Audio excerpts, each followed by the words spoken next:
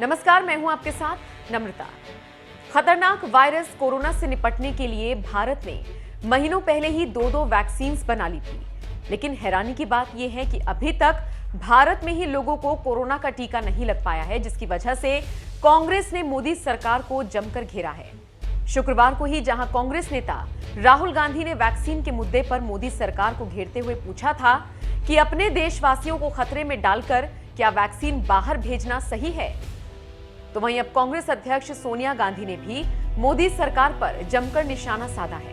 दरअसल कांग्रेस अध्यक्ष सोनिया गांधी ने शनिवार को नरेंद्र मोदी सरकार पर कोरोना महामारी में कुप्रबंधन करने और टीके का निर्यात कर देश में इसकी कमी होने देने का आरोप लगाया और कहा कि चुनावी सभाओं समेत सभी तरह के भीड़-भाड़ वाले आयोजनों को रद्द किया जाना चाहिए।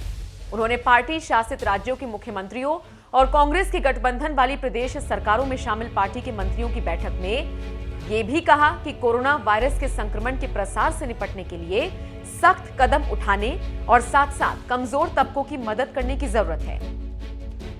वीडियो कॉन्फ्रेंसिंग के जरिए हुई इस बैठक में कांग्रेस के पूर्व अध्यक्ष राहुल गांधी, राजस्थान के मुख्यमंत्री अशोक गहलोत, पंजाब के मुख्यमंत्री अमरिंदर सिंह, छत्तीसगढ़ के मुख्यमंत्री भूपेश बघेल और कई अन्य राज्यों के मंत्री शामिल थे।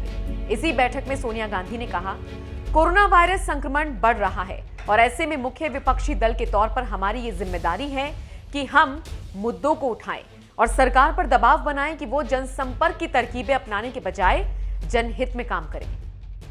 सोनिया गांधी ने विदेशों में वैक्सीन निर्यात और कुछ राज्यों को फ्री में वैक्सीन देने के मुद्दे पर मोदी सरकार को आड़े हाथों लेते हुए कहा, हमें सबसे पहले भारत में टीकाकरण अभियान पर ध्यान केंद्रित करना चाहिए और इसके बाद टीके का निर्यात करना और दूसरे देशों को तोहफे में देना चाहिए।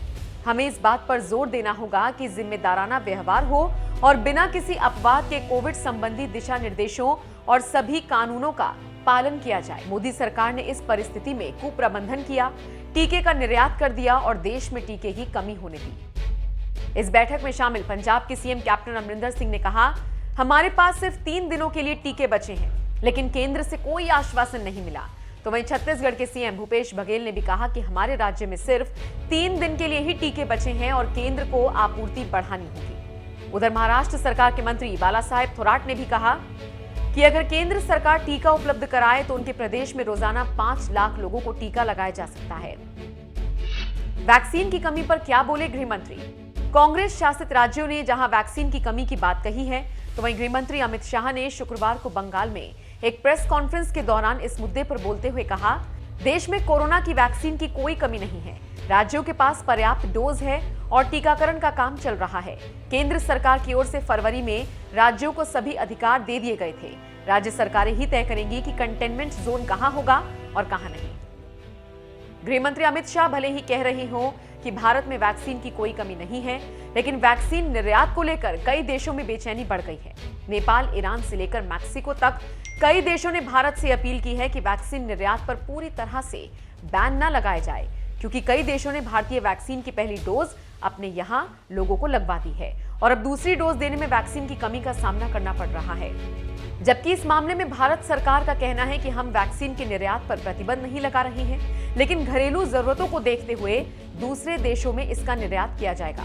आपको बता दें, पड़ोसी देश नेपाल भी भारत से 10 लाख अतिरिक्त डोज की मांग कर रहा है। शुक्रवार को भारत और नेपाल के विदेश मंत्रियों की बैठक में वैक्सीन का मुद्दा छाया रहा।